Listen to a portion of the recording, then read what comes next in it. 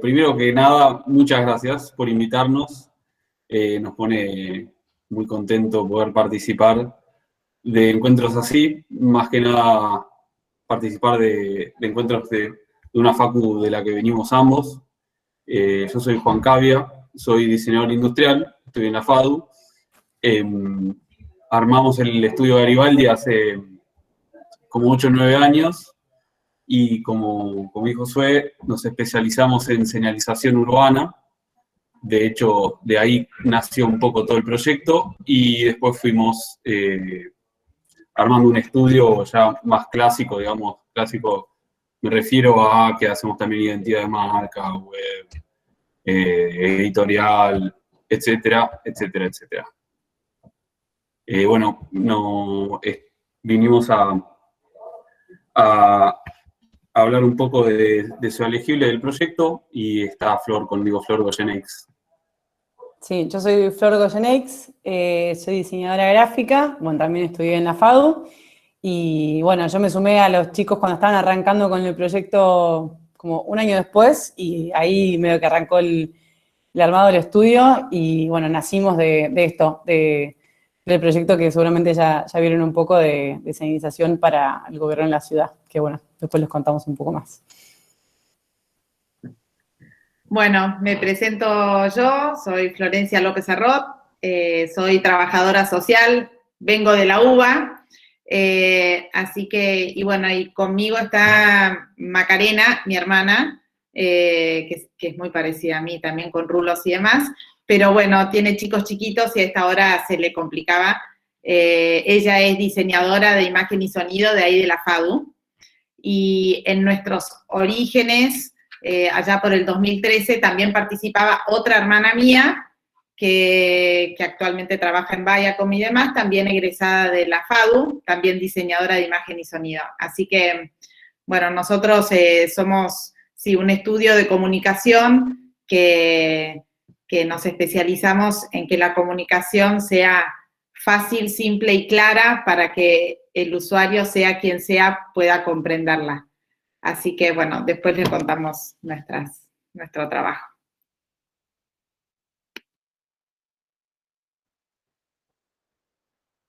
Arranca Juan, ¿eh? Dale, perfecto. Bárbaro. Entonces voy a compartir pantalla y les voy a compartir una presentación. Es media larga, pero lo vamos a hacer un poco corta, lo más corta que podamos, de un resumen más que nada de lo que es este proyecto, el proyecto de señalización. Sí, después se las podemos mandar para que, no sé si ya tienen. No. Ah, listo. Si la mandan, genial. La podemos mandar para que la compartan. La compartimos por el campus, genial. Dale. Buenísimo. Bueno, a ver, no sé si se ve. Se ve. Sí, se ve. Bueno, perfecto. Este proyecto se llama Ciudad Legible, es un proyecto de señalización, de información, digamos, gráfica, que el principal objetivo es comunicar a los usuarios del transporte público y a la gente que se mueve por la ciudad o por las ciudades, qué te puedes encontrar, digamos, con qué otros medios de transporte puedes combinar tu viaje, qué sitios de interés hay en cada uno de esos barrios o centralidades, etc. ¿Dónde se aplica este sistema de información? Se aplica en centros de transbordo, como puede ser Retiro, Constitución, Once, Puente Saavedra, etc. En los trenes, metrobuses, en los subtes, en el sistema de Ecobici, en algunas paradas de colectivo, en las calles peatonales, etc. Nosotros, acá con este esquema quizás se ve un poco más dónde está presente los diseños, digamos. Lo que nosotros siempre nos enfocamos es en ver en qué instancia del viaje de los usuarios necesita información. Y eso es una de las cosas más complejas de las que nosotros lidiamos día a día, digamos. este esquema muestra así muy por arriba de en qué situaciones nos encontramos y en qué lugares expresamos estos gráficos. Como les dije antes, la información que damos al usuario es que otros medios de transporte, la orientación que vos tenés en ese punto que estás viendo la pieza. Nosotros hace bastante que venimos trabajando con algo que se llama Heads Up, que es que vos estés mirando, por ejemplo, para donde mira el mapa, o el mapa esté mirando para donde estás mirando vos. Eso nos ahorra algunos segundos de si el mapa te atrapa o no, digamos. Si te llama la atención y te hace poder ubicarte, que no es tan fácil. A mí los mapas, la verdad que antes de trabajar acá, siempre me costaron un montón. Y con esto de posicionar el mapa en la ubicación correcta, en la orientación correcta, creo que fue una gran mejora y es realmente una herramienta para captar a esos usuarios que quizás están buscando algún destino o están buscando qué combinación hacer. Sí, también bueno, lo que hace es, perdón, Juan, ese heads up es que cada punto de información sea individualmente pensado y no es que hicimos un mapa genérico como si fuese un mapa de turismo, digamos, que lo repetís en todas las piezas, sino que está pensado para cada situación, para cada punto y está hecho manualmente para cada situación. Pasamos un poco, digamos, estos son nuestros referentes internacionales. Ahora les voy a pasar medio, hago hincapié en algunas cosas que veamos, pero les paso las fotos de dónde, también para que vean en qué espacios y en dónde están estos mapas, estos esquemas. Nosotros nos diseñamos este tipo de piezas. Por ejemplo, este es un mapa que, como les dijimos, vos estás mirando para, en este caso, la estación Retiro del Mitre, y el mapa está orientado en ese sentido. Estas son de las primeras piezas gráficas que hicimos, que son todas las estaciones separadas del Metrobús, bueno, con sus mapas, digamos,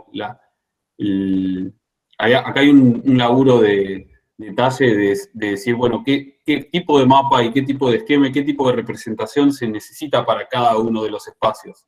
En el Metrobús quizás tengas un poco más de tiempo, quizás puedes dar más información. Eso depende mucho de la dinámica del espacio, del entorno. Por ejemplo, esta es una pieza que está debajo, en el vestíbulo del subte.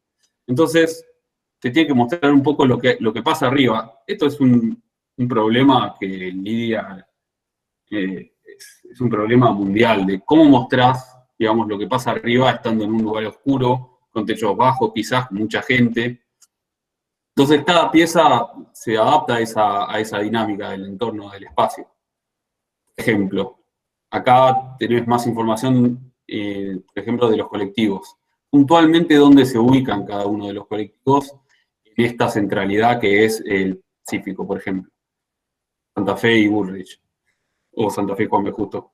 Pero cuando vos querés darle información sobre qué hay o qué opciones de movilidad tenés y qué otros sitios de interés te puedes encontrar a lo largo de una línea de subte, bueno, tenés que ver, ecualizar un poco tamaños. Este es un laburo que lleva mucho tiempo no solo de relevamientos, sino de ajuste. Es un mapa en todas las salidas del subte, hay un mapa de la centralidad de 5 minutos caminables, donde puedes encontrar los sitios de interés. Estos sitios de interés, el criterio es principalmente instituciones que son perdurables a lo largo del tiempo. Digamos, nuestra idea no es poner marcas o de repente, no sé. Sí, eventos puntuales. O eventos puntuales. El criterio es complicado, es complejo, pero vamos más que nada con eso, con instituciones que perduran a lo largo del tiempo, lugares donde la gente hace trámites, creemos que van a seguir existiendo, digamos. Pero igual... Sí, y esto al mismo tiempo, o sea, no es una decisión nuestra, sino que acá hubo un intercambio, por ejemplo, con el área de cultura dentro del gobierno de la ciudad y un poco también otras áreas que si accedían a este archivo que nosotros veníamos armando, lo íbamos corrigiendo entre varios. Entonces el criterio también viene como de la confluencia de muchas áreas de quienes estaban interesados en esto. Bueno, más ejemplos de aplicación de piezas. Estas son direccionadores peatonales. En este caso, este tipo de piezas tienen la complejidad de tener que, con pocos elementos, comunicar como muy directamente. Esto es una pieza de señalética bien, un ejemplo bien puro, digamos. El sistema de ciudad legible tiene su propia identidad claramente, e intentamos que sea una entidad universal, digamos, que los colores y todos los elementos que forman parte de ese sistema sean elementos universales. No intentamos bueno, de hecho la tipografía se llama Universe, y vamos con fondos blancos, fondos negros, vamos siempre al diseño funcional. Esto es puramente funcional. Después, si termina siendo, entre paréntesis, bello o no, eso va más en términos de simetría, de equilibrio y de no sé, de las planillas bien armadas, digamos. Bueno, acá por ejemplo, cuando tenemos espacios donde la intención es como brindar un mapa. A nosotros siempre nos encantan estos tipos de mapas grandes, por ahí son menos funcionales si querés, pero bueno, también tienen un poco de eso de ser lindos y de por ahí un espacio residual, como puede ser el costado de un container, ponemos un mapa y además de orientarte, no sé, hace bien a la ciudad. Esto, por ejemplo, dentro de una pieza que es ajena a nosotros, que es por ejemplo, esto es una parada del bus turístico, del colectivo ese que no tiene el techo. En este caso, la gente de turismo, por ejemplo, nos pasa la pieza amarilla con todo lo demás y nosotros le sumamos el mapa. Algunas otras intervenciones, esto es parecido a lo que hacemos para Metrobús, pero para el centro de transbordo de Chacarita. Y acá está un poco lo de mapas, no me voy a detener tanto en el tema mapas, pero bueno, usamos bastante de estos elementos también para orientar, porque nosotros, digamos, como ciudadanos, quizás no tenemos el norte usamos, de verdad usamos todo el tiempo orientadores. Hay que entender qué orientadores son para cada uno de los barrios, para cada uno de las comunas, para cada uno de los espacios de la ciudad, de las dinámicas. Por ejemplo, esto es Corrientes y 9 de Julio. Obviamente que el Obelisco va a ser un orientador muy fuerte de esta zona. Va a ser la Plaza de Mayo también. Depende de donde estés. Quizás si estás en Costanera Norte va a ser el parque o el río. Si estás en Costanera Sur va a ser la reserva. Siempre laburando, como dice Flor, con diferentes áreas de gobierno, nosotros llegamos a consensuar estos orientadores, como le decimos, y estos hitos urbanos para sumarlos a los mapas. Bueno, un poco de lo que hablamos. Orientadores fuera del mapa, digamos, para dar, por ejemplo, tenés cierto espacio, entonces, cierto espacio y nosotros digamos, teniendo ese espacio, decimos, bueno, ¿qué porción del mapa podemos dar? Y si hay algo que queramos mostrar, quizás podemos estos orientadores que te hacen a vos ubicarte dentro de esos puntos. Bueno, este es un ejemplo que está lindo, que cuando está borrado ahí es que mucha gente apoyó el dedo y que se usó el mapa principalmente, y que no es un mapa ahí perdido. Digamos, estas cosas son las que nos ponen contentos. Bueno, un poco de esas, es un poco de lo que hablamos del subte, lo del subte, lo de la pieza y después cómo finalmente termina ubicada. Estos eran unos tótems en el momento de que se empezó el Metrobús 9 de julio, que esto debe ser 2013, por ahí. Sí, los primeros. Metrobús del Bajo, en este caso, los mapas, el mapa no sé si lo ven, pero tiene un tratamiento especial de grises, y esto fue porque detrás de esta gráfica hay luz, es backlight, transiluminado. Entonces, haciendo pruebas de colores y pruebas de impresión, etcétera, tiene un mejor contraste. Bueno, acá a la aplicación.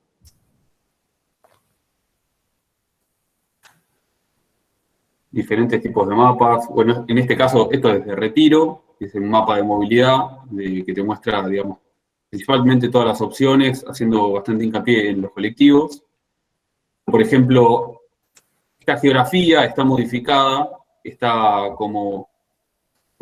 más ortogonal, como prolija en los ángulos, para ordenar la información, digamos. Acá tenemos que dar un montón de información. Son como 30 colectivos, no sé cuántos son.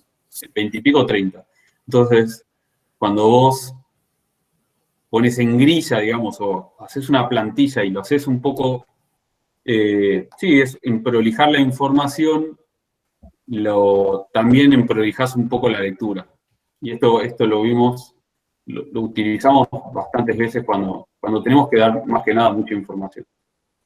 Lo que hablamos de los mapas, algunos sí. ejemplos. Hay que entender que son sistemas de información y que no pretenden ser los mapas exactamente a como es la geografía, sino que lo importante acá es tratar de saltar la información que queremos comunicar para cada caso. Porque hay veces que es más importante quizás comunicar dónde están los colectivos o quizás cómo son los accesos a cierto lugar. Entonces, tenemos que modificar según cada situación, o los tamaños de las veredas, o los anchos de los tamaños de todo, y que al final nadie se va a fijar si realmente es ese tamaño, sino que va a ir directamente a la información que está buscando. Sí, hay que entender que son todas representaciones. Nosotros sí. no vamos a hacer mapas, digamos, para que después se haga una obra, digamos. Esto se tiene, lo más importante es que se entienda lo que se está mostrando. Bueno, lo que hablaba de cuando tenés quizás un poco más de tiempo, tenés un poco de tiempo para ver este tipo de mapas que tienen mucha información, que son más complejos. Esto es en trenes de Buenos Aires. Esto es siendo capital, del lado de provincia. Esto fue para paradas de la provincia también. Ruta 8, sí. Sí. Y estos son mapas, como les dije, mapas muy esquemáticos, dependiendo del uso, dependiendo del entorno, mostramos más información, otra información decidimos no mostrarla, pero no es un capricho, porque siempre tienes una intención. Nosotros pensamos en el usuario. ¿Qué está buscando? ¿Qué buscaría yo como usuario de transporte público? ¿Cuál sería lo más importante para mí? Entonces, en ese orden de prioridades es que tomamos estas decisiones. Sí, y siempre también tenemos situaciones en las que nos encontramos como usuario y comunicadores. Entonces, tenemos que tener como varias voces o varias opiniones entre nosotros y el equipo del gobierno, digamos, porque a veces nosotros quizás nos parece que se ve mejor de una manera, pero en realidad todo lo que estamos informando no es necesario. Entonces, todo el tiempo esa convivencia de usuario y comunicador está todo el tiempo como en discusión.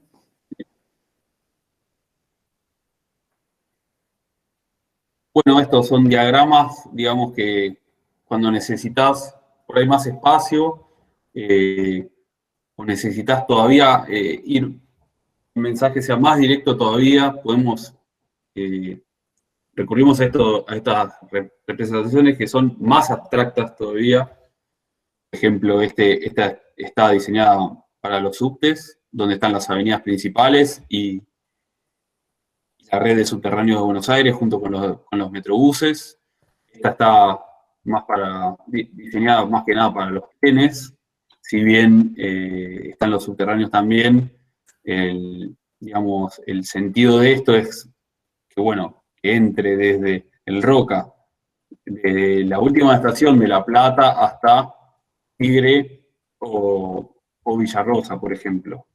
O sea, de Pilar a La Plata no está, digamos, a escala esto.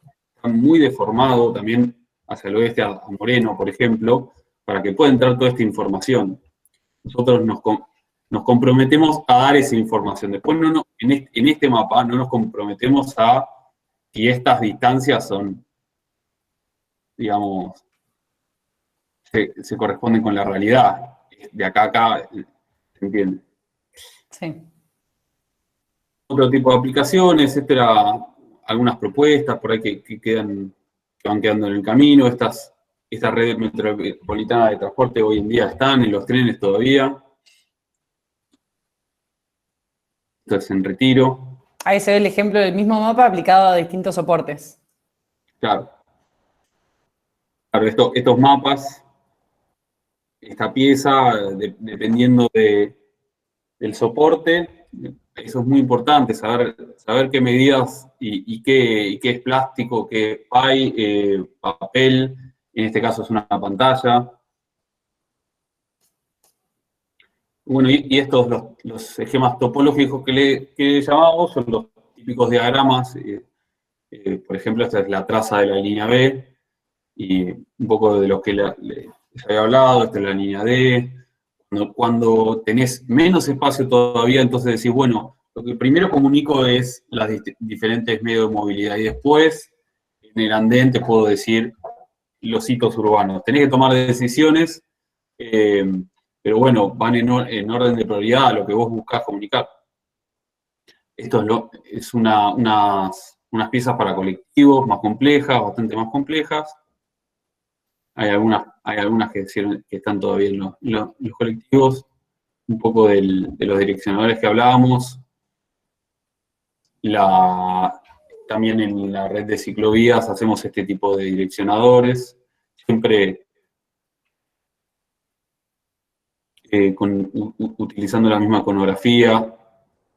Después tenemos un poco de la metodología y los relevamientos, y que Sole y Sue nos pidieron justamente que hagamos un poco hincapié en dos cosas. Primero en los desafíos y después en el abordaje metodológico. Mira, los desafíos, creo que uno de los mayores desafíos que siempre hablamos es laburar con una marca universal, digamos, la universalidad, y también que pueda trascender de alguna manera colores políticos. Nosotros tuvimos muchas discusiones o charlas, lo que sea, con diferentes áreas de gobierno para que este sistema se siga manteniendo universal, con colores, con blanco, con negro y con los colores que universalmente se usen. Por ejemplo, a ver, vamos a buscar un mapa. El agua celeste, digamos, a eso me refiero. No ir con... No vamos tanto a la creación de nuevos pictogramas o nuevos lenguajes, sino que hacer un lenguaje universal para que pueda convivir con las diferentes marcas. Porque, por ejemplo, el subte es una marca, tiene su marca, su identidad. El Metrobús tiene su identidad. Covici tiene su identidad. Entonces, los trenes argentinos tienen su propia identidad. Y bueno, y el desafío, uno de los desafíos principales está en eso, en convivir con todas las marcas que se están sucediendo y que se suceden en la ciudad. Otro de los grandes desafíos que hablamos, que quizás al principio de todo, fue dimensionar todo este trabajo. Nosotros empezamos por el Metrobús y por el subte, pero empezamos por una línea de subte y empezamos por un Metrobús, pero nosotros teníamos que diseñar pensando en que íbamos a hacer todos los Metrobuses y todos los subtes, digamos. Entonces,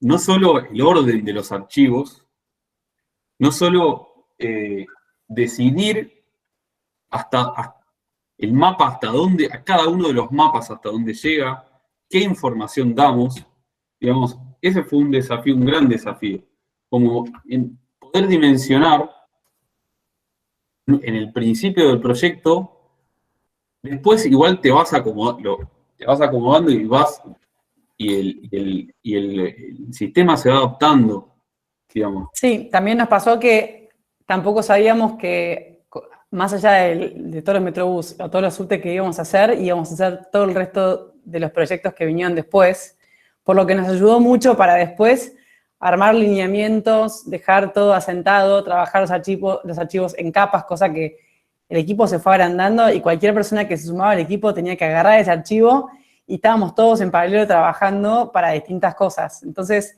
ese orden que nosotros fuimos armando, esa metodología y ese proceso, medio que lo fuimos armando en el camino, pero lo íbamos chequeando todo el tiempo y hoy en día nos ayuda porque agarras un archivo y lo aplicás a cualquier proyecto que venga y tenés todos los códigos ya asentados, la paleta de colores, la iconografía, la tipografía, tamaños de legibilidad, porque también todo el tiempo tenés que estar pensando que sea legible para el usuario. Si pones un cartel para una autopista, tanto si pones un cartel para un peatón que está a otra velocidad de caminata y otra distancia de lectura.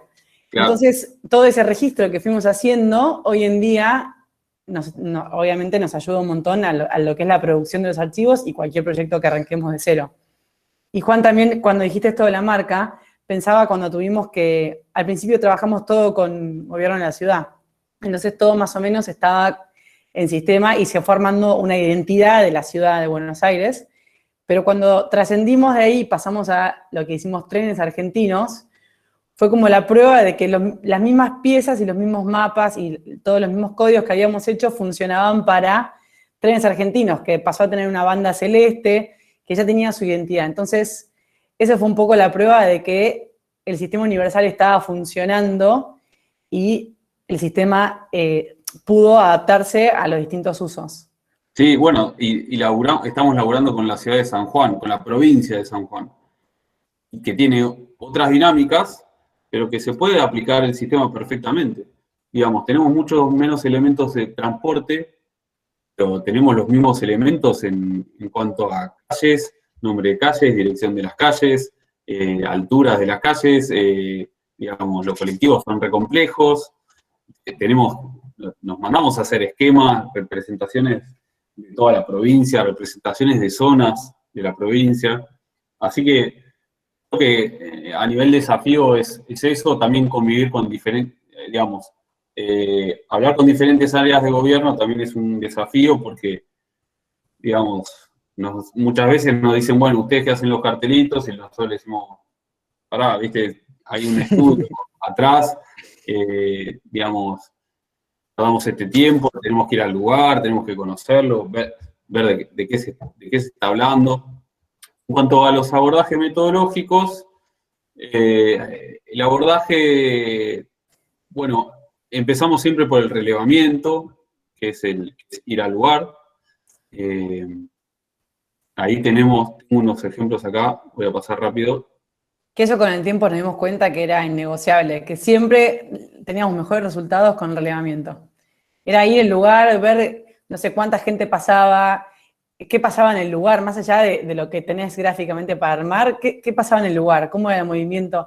Aprendimos un montón de sociología y hablamos de antropología, como que también tuvimos que entender el comportamiento del usuario, porque no era solo comunicar, bueno, listo, hay que dar esta información, sino qué tiempos de lectura, cómo la gente busca la información, y siempre sabemos que nuestros carteles no le van a solucionar la vía o el viaje a la persona, pero en el momento que la persona necesite la información, se da vuelta y la tiene.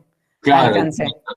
No es que salen voy a buscar el cartel de Ciudad Legible, no. O sea, la idea es que en el camino, en el momento que se perdió, tenga respuestas. Entonces, ese es un poco como el desafío de cumplir esos momentos de información, de cumplir esos momentos de duda y poder responder a esa situación que en la calle es rápida y tenés que resolver y tenés que ir al lugar, llegar. Bueno, ahora cambian los tiempos, ¿no? Pero igualmente tenés que llegar y necesitas esa información. Sí, sí, nos pasó con el gobierno de San Juan que nos dijeron, bueno, no, todavía no se vengan, bueno, obviamente por razones que todos conocemos, pero nosotros le decimos, pero mirá, tenemos que ir, porque no podemos hacer, digo, mapas y tomar decisiones si no conocemos la dinámica de más o menos de los espacios, por lo menos los que ellos llaman como los más interesantes para representar, digamos. Nosotros, no sé, no es lo mismo imaginarse un parque y cómo es ese parque, a ir al parque, conocerlo, saber que, digamos, caminando el parque es un montón de, quizás un parque que mide 3 cuadras de largo, entonces esa caminata no va a ser lo mismo que lo que pensás viendo y lo que te imaginas. Así que, y para cerrar algo más del abordaje, es un poco eso, es el relevamiento, es decidir el área a laburar, esa decisión es bastante importante. No intentamos de que esa decisión no sea un capricho, sino que es el límite que nos da la legibilidad, el límite que nos da el soporte en el que vamos a laburar.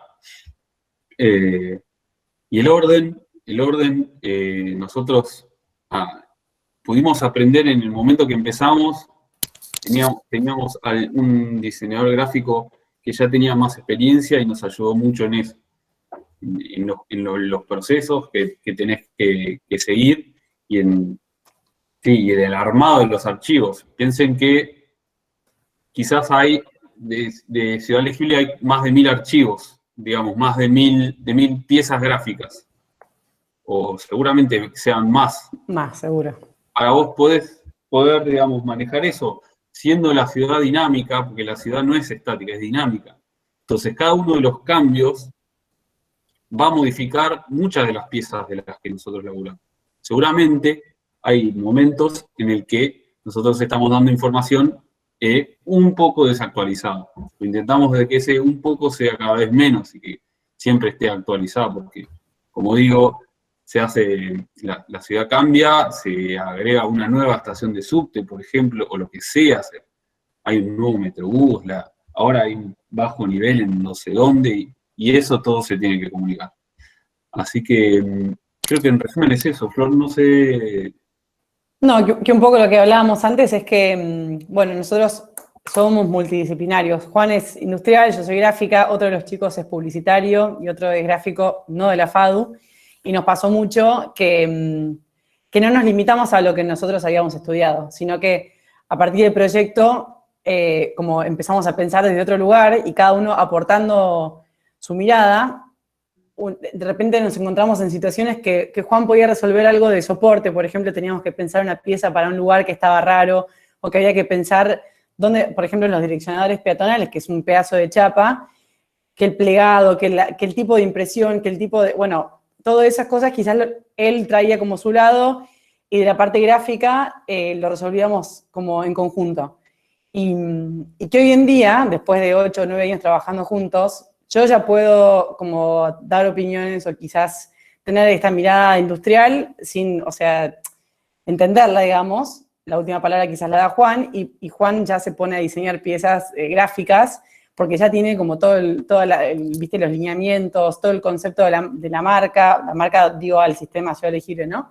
Y ya entiende cómo funciona el sistema. Ya todos entendemos cómo funciona el sistema y las barreras de lo industrial, lo gráfico, todo se movió. Quizás incluso nos pasó que había partes en que yo de gráfica decía, no, pará, esto me gusta más. Y Juan u otro me decía, no, pero funciona mejor otra cosa, ¿viste? Bueno, una tipografía grande. Y no sé, ¿viste? Yo quería ajustarlo un poquito más. Y bueno, esas situaciones las resolvíamos, digamos, en equipo. Y la verdad que nos sirvió mucho y siempre, o sea, esto es como, para nosotros es fundamental que siempre el laburo en equipo tiene mejores resultados que lo que puede ser la visión de una sola persona. Sí, porque no tenés intercambio, no tenés opinión ajena, no tenés como la mirada del otro. Entonces, incluso también, muchas veces nos pasaba que nos cerrábamos en los que nosotros hacíamos y nuestra jefa en el momento nos mandaba, hagan encuestas, vayan a hacer encuestas, ¿viste? Era lo que más nos costaba porque nosotros no conocíamos tanto de trabajo de campo. Y con la experiencia nos dimos cuenta que la mirada del otro y el uso del otro siempre nos aportó mucho más de lo que nosotros quizás nos quedábamos con nuestra individualidad. Sí, intuíamos. Sí. Mismo, así como un ejemplo puntual nos pasó en unas encuestas, ¿te acordás, Juan, de los colectivos? Estábamos pensando como en cambiar algo y nosotros pensamos que la gente más grande iba a estar más reacia a los cambios y que los jóvenes iban a querer, y las encuestas dieron totalmente lo contrario. Y dijimos, bueno, esto es un claro ejemplo de que nosotros no podemos quedarnos con lo que nosotros pensamos y nuestra subjetividad, que cada uno trae su formación, su forma de pensar, su mirada.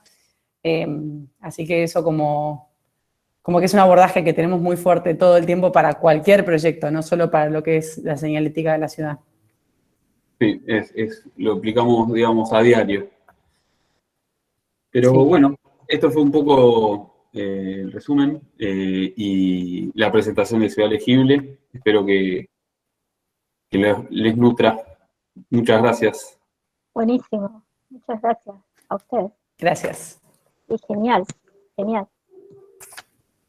La escuchamos a Flor, de comunicación más inclusiva, y después, si quieren, les preguntamos, o sea, dejamos abierto para preguntas a los dos, y a los dos estudios, a los tres. Bueno, bárbaro. Gracias. Buenísimo, chicos, la presentación. Bueno, nosotras veníamos acá a compartir con ustedes una de los productos que nosotros trabajamos, que es el plano áptico, que también se llama mapa áptico, les voy a compartir. Yo, perdón, no hice presentación, lo único que hice fue una selección de fotos, así que les voy a compartir un plano áptico de los nuestros. A ver si ahí se está viendo. Sí. A ver, ahí se está mostrando. Bueno, a ver, ahí estamos. Este es un plano áptico que hicimos nosotras para la estación fluvial de Tigre, para el Delta.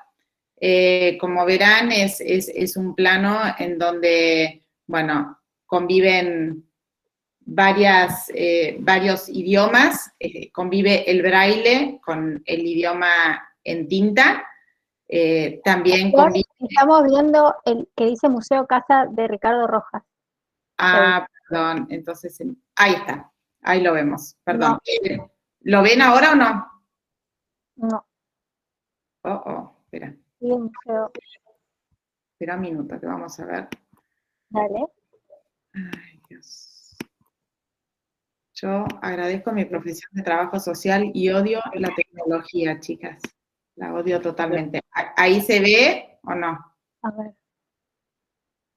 Sigue el museo Ricardo Rojas. Sí, está bien. Ese es el que quiero mostrar. Bueno, está bien. Bueno, yo les contaba de la estación fluvial, pero bueno, claro, perdón. Se los muestro ahora cuando cierro esto, pero en la estación fluvial no se me veía tan bien el braille. Acá, como verán, está el texto en tinta, está en braille, también hay diferentes texturas, también conviven símbolos y también conviven iconos, y no se llega a ver, pero también está más a la derecha un código QR. Entonces, la realidad es que ahora dejo de compartir, si quieren, o lo dejo, no hay problema. Un poco el objetivo o la funcionalidad de lo que es un plano áptico o un mapa áptico, en un principio y en sus orígenes, estaba destinado fundamentalmente a las personas con discapacidad visual o con dificultad visual. Y después, ya estoy hablando en los años 90, empezó a tener una funcionalidad más amplia. Hoy por hoy, y yo les diría que en nuestro país, en donde más del 50% de la población no comprende lo que lee, el plano áptico hoy tiene la función de ubicar a la persona en una espacialidad determinada. O sea, acá coincidimos con lo que contaban los chicos recién. A lo mejor les puedo contar más cómo es el proceso de cómo llegamos a elaborar un mapa áptico, para después poder llegar a definir qué es lo que se va a mostrar. Nosotros, por ejemplo, este es de un museo. Nosotros en la primera entrevista con la directora del museo y con los museólogos, nos dicen, bueno, nosotros queremos que la persona sepa todo lo que hay en el museo y demás, y bueno, y cada uno empieza a contar lo que quiere, ¿no? Y lo que quiere mostrar y lo que quiere decir. Bueno, yo quiero que muestren la muestra permanente de no sé qué, no, pero yo quiero que también se muestre la parte del jardín. Bueno, cada uno plantea lo que quiere. Nosotros nos vamos con esa primera entrevista y ya empezamos a trabajar con nuestro equipo de testeadores. Los equipos de testeadores que tenemos fundamentalmente son personas con discapacidad visual, en donde nos sentamos con ellos, les contamos qué es lo que vamos a hacer, qué características tiene el museo y demás, y entonces después nosotros hacemos esto. Nos vamos, antes de empezar a trabajar, la información, nosotros lo que hacemos es ir con nuestros testeadores, ahora lo van a estar viendo.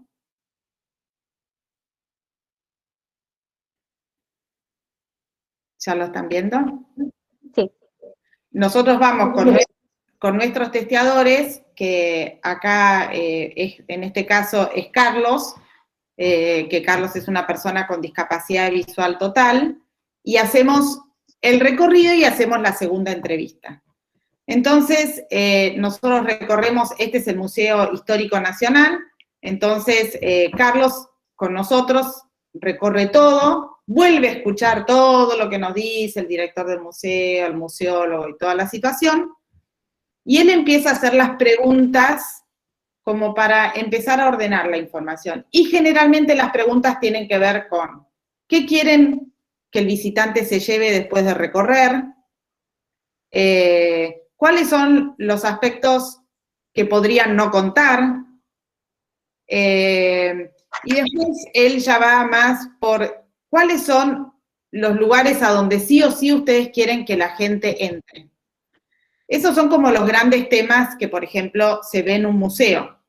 Cuando fuimos a la estación fluvial, que en un principio el área de turismo de Tigre decía, nosotros queremos que la gente se ubique en la estación fluvial, que sepa dónde está la boletería, informes, dónde están los muelles para embarque y demás, y también después queremos que sepan que hay 3 recorridos de lancha, que los recorridos duran tantas horas, que el delta tiene 200 kilómetros cuadrados de extensión. Y entonces, lo mismo, vamos con Carlos, le cuentan todo lo mismo, y bueno, y él empieza como a ir deshilando la información. Entonces después nosotros hacemos una propuesta, venimos, charlamos con él, y hacemos una propuesta de la información que nosotros podríamos contar en un plano áptico. Y acá el tema está en por qué les decimos que hacemos una propuesta, porque el plano áptico, voy a volver a mostrarles la que teníamos antes que se ve bien. El plano áptico tiene una capacidad limitada y eso no lo elegimos nosotros, sino que eso ya es así. Tiene una capacidad limitada de cantidad de iconos, cantidad de referencias, cantidad de a ver, acá sí se ve.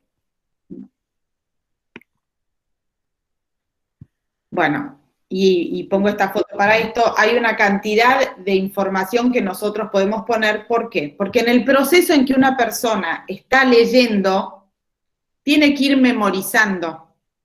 Y la realidad es que si nosotros ponemos 17 informaciones de referencia, aparte ponemos 15 iconografías diferentes, y aparte ponemos, no sé, 5 códigos QR para que la persona pueda leer y demás, ese plano deja de tener funcionalidad.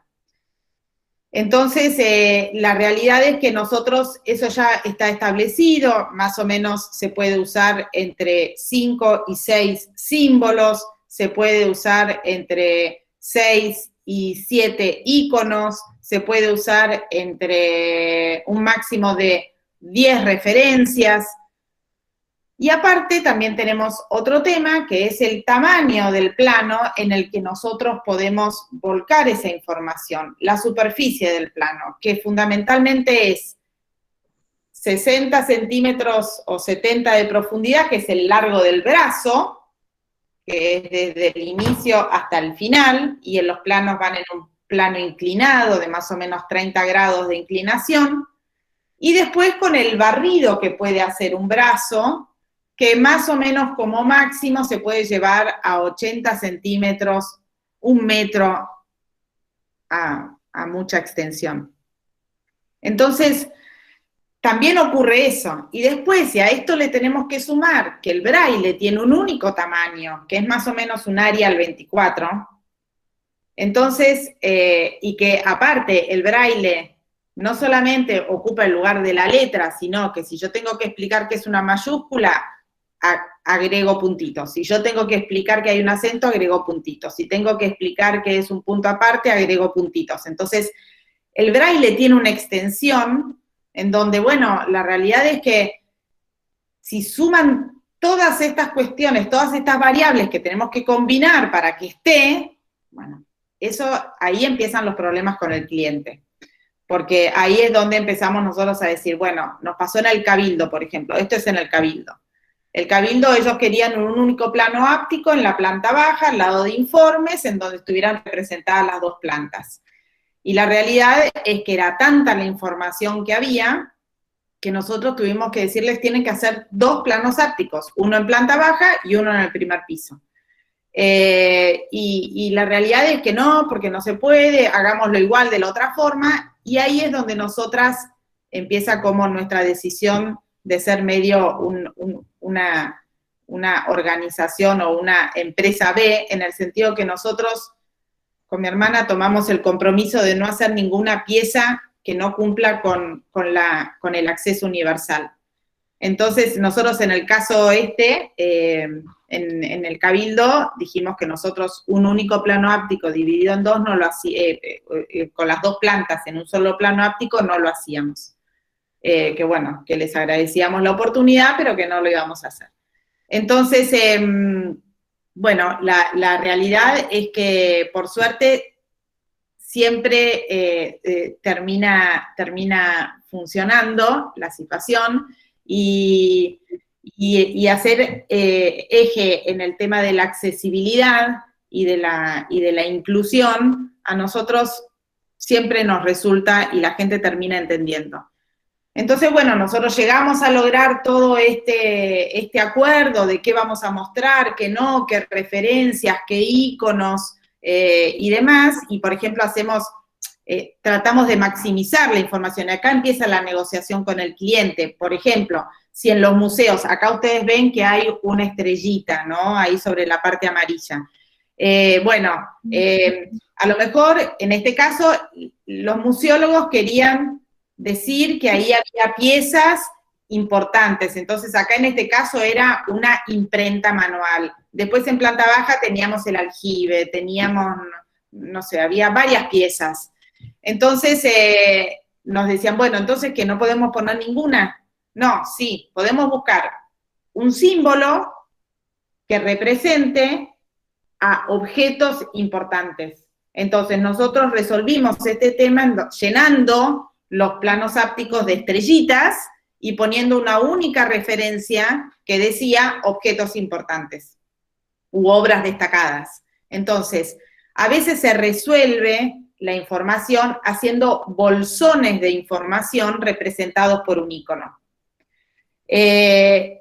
Entonces, bueno, ahí después de que terminamos todo esto, hacemos, que es lo que está haciendo acá Carlos, que es hacer el segundo testeo. O sea, nosotros armamos, todo esto está prearmado sobre el pipe, nosotros trabajamos con una base de pipe, pero después todas las piezas son de acrílico, Y acá es donde nosotros vamos al lugar con el preplano, por decir de alguna forma, y entonces ahí se hace el testeo fundamentalmente del braille, se hace el testeo de las texturas y se hace el testeo de ubicación, porque el plano se ubica en un lugar y no se puede mover, porque la persona con discapacidad visual va a ir a ubicarse a ese plano y ese plano le va a decir que saliendo a la derecha está la puerta, y si yo lo muevo y lo pongo al revés, saliendo a la derecha va a estar la reja y se va a caer del primer piso, por ejemplo.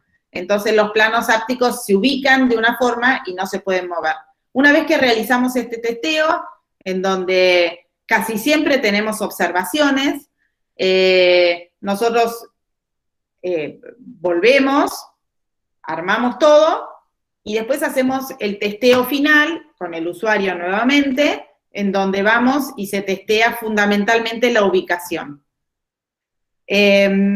Así que bueno, esto sería como la parte gruesa y la parte, les diría, más sencilla de diseñar un plano áptico, un mapa áptico y de hacerlo.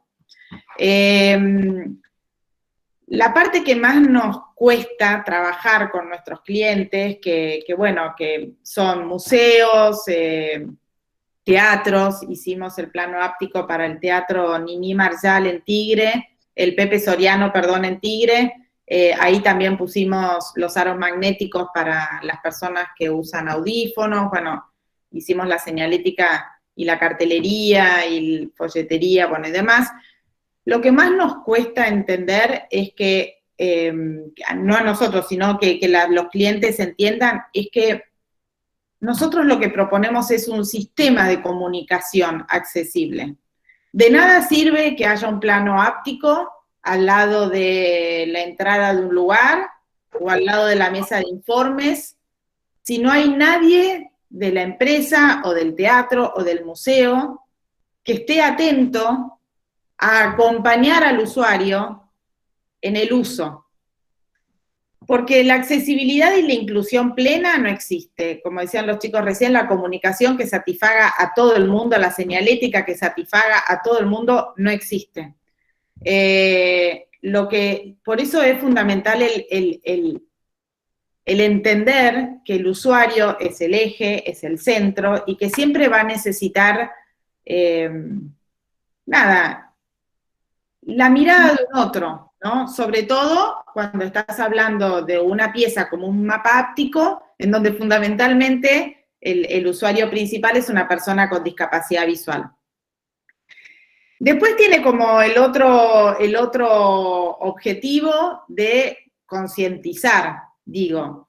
Cuando uno entra a un lugar, pasa muchísimo en la estación fluvial de Tigre, que está al lado de la boletería, el plano áptico, y la gente dice, uy, mirá, esto es para cuando leen las personas que no ven, mirá cómo se lee, entonces la persona que no lee puede ver esto. Digo, uno va trayendo otros idiomas, que es la iconografía, el braille, las texturas y demás, y si hay alguien del cliente que está ahí al lado, puede también concientizar y puede comentar. Nosotros, Carlos, nuestro testeador, dice, ustedes se pueden imaginar de que nosotros, él se nombra ciego, ¿no? Y dice que nosotros los ciegos no vamos tocando todas las paredes a ver dónde hay braille en algún cartelito en un baño. ¿Vos tocarías las paredes de un baño? No. Entonces me dice, pero está buenísimo que esté el braille en la cartelería del baño, me dice, porque sirve para que la gente sepa de que si yo estoy medio perdido en el baño y tengo un bastón blanco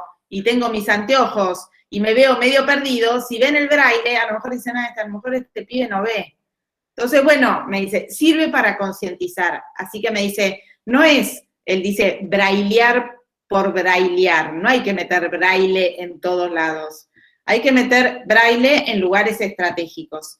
Y si yo aparte hago un mapa áptico, tengo la obligación de que el cliente esté atento al usuario.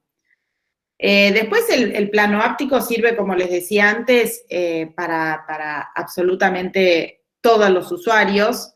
Yo como trabajadora social les cuento que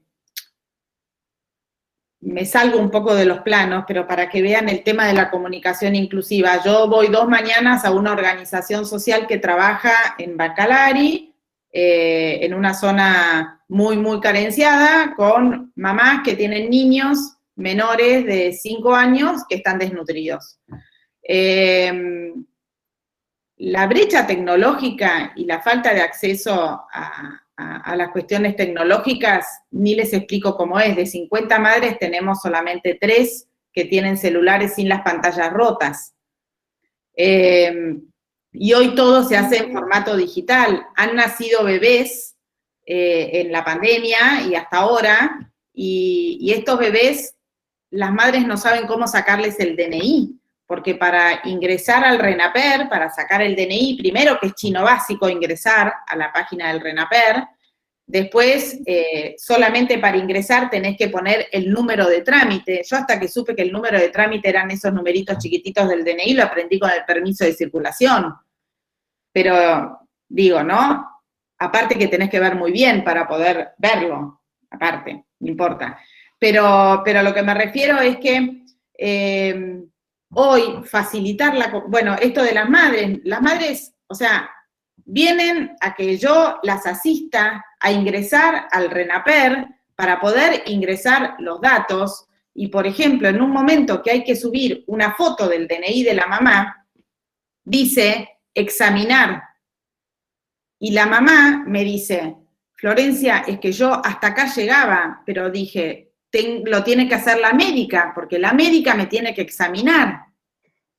Entonces, ¿a qué viene todo este tema? Viene a que las palabras que tenemos que usar tienen que ser universales. La forma de contar las cosas tiene que ser fácil, clara y universal. ¿Por qué poner examinar? Subí tu foto, subí el no sé qué. Si uno está haciendo el traje a medida, si uno hace eso, o sea, la página del ANSES la usan poblaciones vulnerables y adultos mayores. Esos son los 2 grandes usuarios del ANSES. ¿Por qué no haces un software sencillo y claro? Porque ninguno de estos 2 usuarios no pueden usarlo. O sea, la propaganda de la reparación histórica de la jubilación lo vimos todos en la calle, es un adulto mayor con su nieto al lado jovencito que le está haciendo el trámite. Ayuda a tu abuelo. ¿Por qué lo tiene que ayudar? El tipo laburó 50 años y ¿por qué no le hacen un software fácil y claro para que un adulto mayor pueda hacer su reclamo? Digo, entonces, a esto es donde, en este caso, el plano áptico, nosotros, aparte, negociamos mucho la terminología que se usa en el plano. Entonces, por ejemplo, nos pasaba en el Museo Histórico Nacional los nombres de las salas. Bueno, es un plano que sirve para mostrar, sirve para que la gente se ubique y sirve también para que la gente se anime a ingresar a ese lugar, se anime a disfrutarlo y trate de entenderlo desde un lugar simple y claro.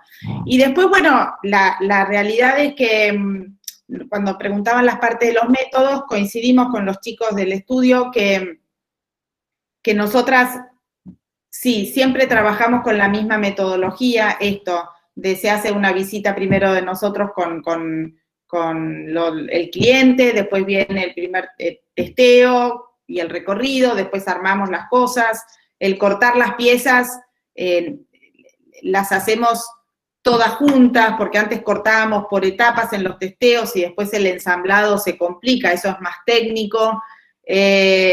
Después tenemos un pantone de colores que nos garantizan el contraste, porque se imaginan tantas texturas sobre un fondo. Entonces, bueno, nosotros al cliente le llevamos el pantone de colores con el que trabajamos y no negociamos eso. No negociamos la tipografía, usamos tipografía de palo seco, no negociamos los tamaños, usamos macrotipo y de ahí para arriba, porque siempre nos dicen, bueno, y si achicás un poquitito la letra y le metés, sí podemos negociar si el braille va sobre el texto o el braille va abajo, lo que pasa que ahí, al separar el braille con la tinta, nos pasa que nos ocupa más lugar, entonces ahí el cliente dice, no, entonces no, metelo arriba porque si no, no me entran las cosas.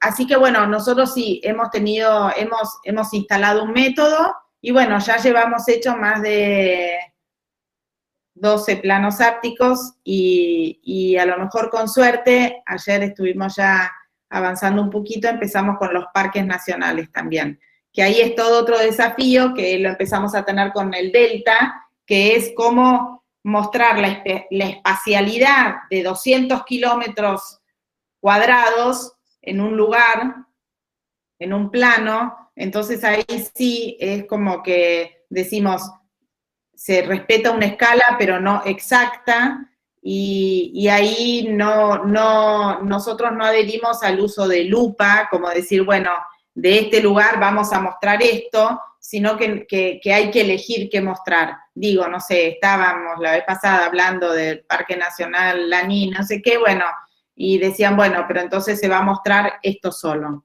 y no todo el Parque Nacional. Bueno, así que en realidad los grandes desafíos es que para nosotros es la negociación de qué se va a contar y cómo hacer que lo que el museo quiere, en este caso un museo, quiere contar y mostrar como experiencia del visitante, el usuario en forma directa trate de ver si eso es lo que a él le interesa más ver o no. Porque es muy interesante ver que una persona con discapacidad visual le diga, está bien que vos querés que yo haga este recorrido, pero a mí me gustaría más a lo mejor detenerme a tocar las columnas caladas. Y bueno, y hay que decirle que no al sable de San Martín y sí a las columnas caladas, porque el salón principal es el sable de San Martín, en el histórico. Pero bueno, es muy interesante ver la relación del usuario, que para nosotros es el eje. Para nosotros el cliente es secundario, el eje es el usuario. Entonces, es como que nosotros lo traemos a escena desde un principio. Y también nos pasa con que la comunicación esté en varios formatos. Por ejemplo, nosotros tenemos el código QR que permite también a las personas que tienen discapacidad visual y que no están alfabetizadas en braille, porque digo, no todo el mundo está alfabetizado en braille, no todas las personas con discapacidad auditiva saben lengua de señas, algunos están oralizados. Entonces, bueno, no sé, nosotros, por ejemplo, hacemos audiodescripciones en películas, hacemos lengua de señas trabajamos, por ejemplo, con las damas rosadas que tienen las residencias para mamás en los hospitales públicos, entonces ellas tienen unos videos para cuidados de bebé y demás, y bueno, nada, es complejo, porque hay que poner subtitulado, hay que poner lengua de señas, hay que poner audiodescripción, hay que fijarse los contrastes, hay que ver que las imágenes se mantengan en pantalla un determinado tiempo, el tamaño de letra, bueno, es complejo que la información salga fácil y clara, pero cuando sale es muy placentero ver que todos entienden. Así que para nosotros, nada, la metodología es esa, traer al usuario en cuanto podemos a escena y trabajar con él todo el tiempo. Así que bueno. Buenísimo, Flor. Bueno, preguntas. Prendan cámaras y pregunten, abran micrófonos. Se anima, cuestan, pero se preguntan, ¿eh? No hay problema. Yo tengo una pregunta que es más por curiosidad que por ahí algo que yo puedo aplicar ahora en el trabajo que tenemos que hacer, pero a los chicos que manejan tanta cantidad de archivos y tienen un equipo bastante grande por lo que entiendo, ¿qué herramientas usan para como que todo el mundo pueda acceder de manera, nada, en el momento, digamos, no me sale la palabra, no me sale la palabra, bueno, a velocidad real, digamos. O sea, si trabajan en simultáneo o si tienen que, bueno, es una locura, ¿no? Pero esperar a que alguien trabaje o termine de hacer algo para ustedes seguir con otra cosa. O sea, ¿cómo es la metodología cuando es un laburo tan grande y también un equipo por ahí tan grande? No somos tantos como parece. pero laburamos un montón. Y más que nada en la parte de lo que fue los mapas. Después cuando vas desarrollándolo, haces una buena base de los mapas, ya, digamos, es ir modificándolos. Y laburamos Illustrator y el Drive de Google, digamos. No laburamos en tiempo real, si era la pregunta, no laburamos en tiempo real, pero sí tenemos el Google como el Drive ese, como que hay un archivo solo. Laburamos mucho con solo un archivo y no desplegar muchos archivos para un solo o diseño o grupo de diseños. Y todo lo hacemos Illustrator a mano, digamos. No hay sistemas que nos permitan girar el mapa automáticamente, todas las letritas que están dando vueltas se pongan, digamos, lo hacemos con Illustrator. Sí, de hecho, para cada giro del mapa anotamos los grados en que se giran para que esté en el sentido en que se tiene que leer. Entonces, lo haces una vez, lo anotás y lo volvés a girar. Claro. Y tenemos el mismo problema que seguramente tienen ustedes trabajando, que es la superposición de archivos. Sí, o sea, che, abrite el archivo, lo cierro, listo, bueno, lo sigo yo. Alguien lo tiene abierto, esas situaciones nos pasan siempre.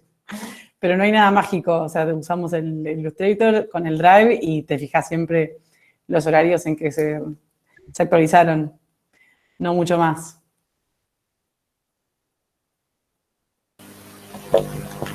Hola, buenas noches. Les hago una consulta, ¿no?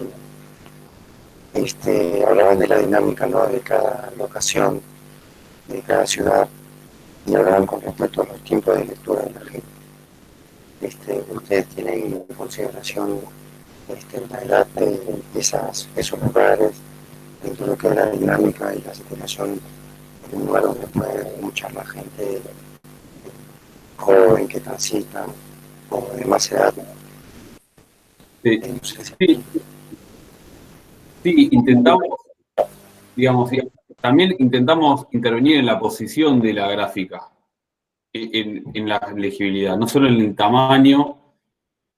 A veces podemos intervenir en, digamos, que no compita con otras informaciones, a veces podemos, a veces no, pero sí intentamos considerar. Mira, yo tengo astigmatismo, y si me saco los anteojos, realmente tengo astigmatismo, tengo 2,5 en cada ojo. Realmente que si me saco los anteojos no veo nada. Y yo soy así como una prueba igual, además de la prueba práctica, hay unos sistemas que te dicen a qué distancia. Es una página que después se la podemos pasar, ¿te acordás, Flor? Que es a qué distancia se ven las letras. Obviamente que habla sobre, digamos, medidas universales. Nosotros cuando decimos 5 minutos caminando, es unos 5 minutos que para gente son 7 y para otros son 3. Pero bueno, es una guía, tampoco es como dijo Flor al principio, el cartel no te tiene que solucionar todo, pero sí está bueno que esté donde necesita estar. Antes no estaban estos carteles, digamos, y creemos mucho en la gráfica, en la gráfica impresa, digamos.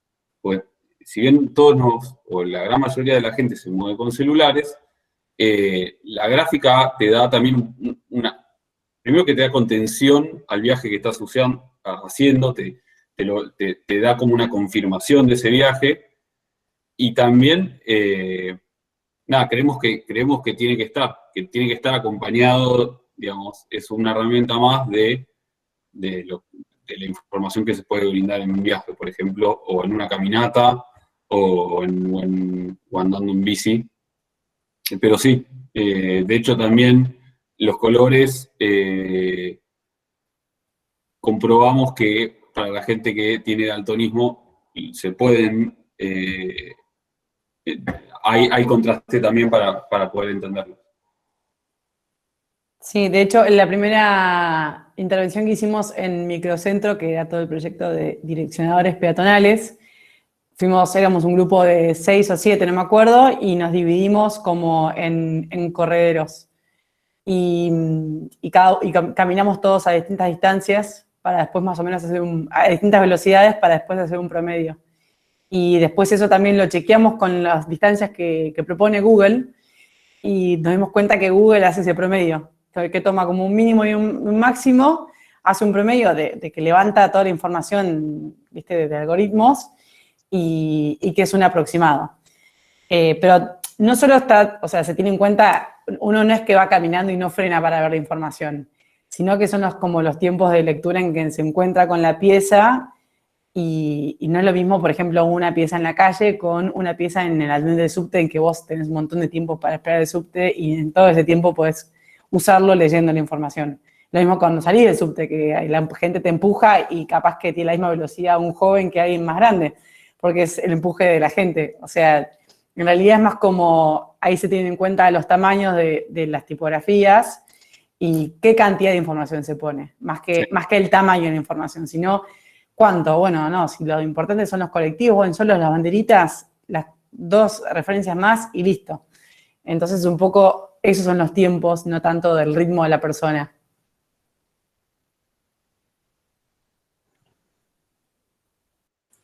Yo tengo una pregunta. La pregunta es, un poco se linkea con algo que dijeron que me quedó picando de la charla de la clase anterior, de la clase anterior, que justo habían hecho un comentario sobre una persona no vidente con el sistema de la SUBE, donde poner un braille, y el tipo le decía como que, a los chicos les decía como que ellos no necesitaban que la SUBE tenga un braille, porque ellos ya hacen una marquita y con eso lo distinguen, que a ellos lo que les sirve es que todos los colectivos tuvieran el lector en el mismo lugar. Entonces, a partir de eso, y esto que vos contabas hoy, de que no andan tocando todo el mundo, la pregunta es si hay por lo menos una iniciativa o algo que empieza a estandarizar como lugares de contacto o lugares donde poner determinadas cosas en los espacios públicos, y si hay algo como que esté impulsando eso, si no existe, o qué pasa con esa situación puntual que se puede estandarizar tranquilamente. Sí, mira, a nivel internacional hay todas unas directrices sobre diseño accesible aplicado a diferentes espacios urbanos, a edificios públicos, a edificios privados, a instituciones educativas, o sea, como todo en la vida, todo está casi escrito y legislado. De ahí a que se aplique, por ejemplo, un caso típico son las baldosas podotáctiles. ¿Vieron las baldosas que están en los pisos? Que son todos artistas los municipios, ¿viste? Para aplicarlas, son divinas. O sea, hay algunos que te las ponen para avisarte 20 metros antes que va a venir una bocacalle, después otros te la ponen cuando ya pisaste la bocacalle, otros te las ponen bien, otros las ponen, pero después decidieron que la puerta no iba en la esquina, sino que iba al costado, entonces te lleva a la puerta y te chocas con la pared. Otros decidieron poner un paño fijo en vez de donde había una puerta y entonces también quedó el paño fijo. Esto, por ejemplo, en el Centro de Convenciones de Paraná ocurre. Centro de Convenciones del municipio. Fuimos a dar una capacitación, listo. Yo venía con varios usuarios con discapacidad visual que los tipos van con la baldosa podotáctil cuando van por la calle. Y el primero se llevó una piña con un paño fijo, y yo cuando miro dónde terminaba la baldosa, yo no lo podía creer. Bueno, entonces, digo, sí, si vos querés, no sé, los arquitectos urbanos, no sé quiénes son, hay directrices establecidas. Sí se intenta, por eso digo que la capacitación del cliente es importantísima. O sea, suponte, no están las directrices afuera, pero en tu organización, si vos querés hacer verdaderamente lugares accesibles, tenés que conocerlas. Entonces, digo, por eso el plano áptico se ubica generalmente entrando a la derecha del lugar y se ubica generalmente a tantos metros. Los 3 testeadores que nosotros tenemos han viajado por España, que es casi el lugar de excelencia en accesibilidad, y ellos dicen de que van relajados en España. En España vos tenés el braille en las barandas de los subtes, ellos ya saben dónde ubicar las cosas, porque se aplican como estandarizados, y todo lo estandarizado es más fácil, digo, te relaja. Acá en la Argentina estamos en una casa la búsqueda del tesoro, hoy te diría. Estaría buenísimo que esté estandarizado, nosotros intentamos cada vez que entregamos un plano áptico, por ejemplo, en el Museo Irurtia en Belgrano nosotros hicimos todo el sistema de comunicación visual, entonces, por ejemplo, hay los que se llaman cuadernos de sala, que son unos cuadernos en donde están representadas todos los nomencladores de las obras, que aparte los nomencladores tienen braille y están puestos a una altura, aparte está el cuaderno de sala. Entonces, varias personas ya dijeron, una vez que entendés dónde están las piezas de comunicación, ya entras a una sala, vas y lo buscas. Entonces, bueno, eso es lo que sería ideal. Pero bueno, yo creo que vale la pena empezar, y me parece que hay muchísimo por capacitar a los equipos, ¿no? O sea... Pero, perdón, te interrumpo, pero a nivel nacional no hay nada legislado. Sí, nosotros tenemos las directrices. Ok.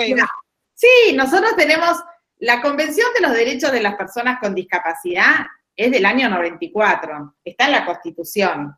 Y bueno, y larga un montón de leyes, una de las cuales son las directrices. De hecho, la Ciudad de Buenos Aires tiene un excelente manual de directrices de accesibilidad, que si ustedes lo googlean hasta lo pueden encontrar, en donde perfectamente dicen absolutamente todo. ¿A qué altura tiene que estar la cartelería para una persona sentada en una silla de ruedas? Bueno, lo que quieras.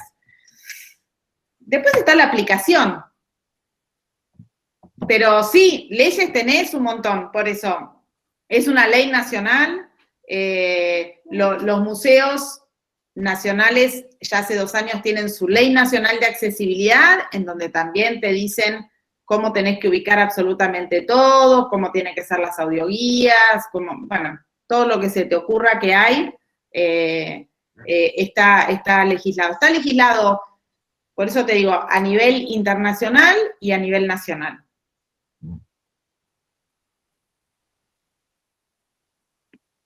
Gracias por contestarme. No, de nada.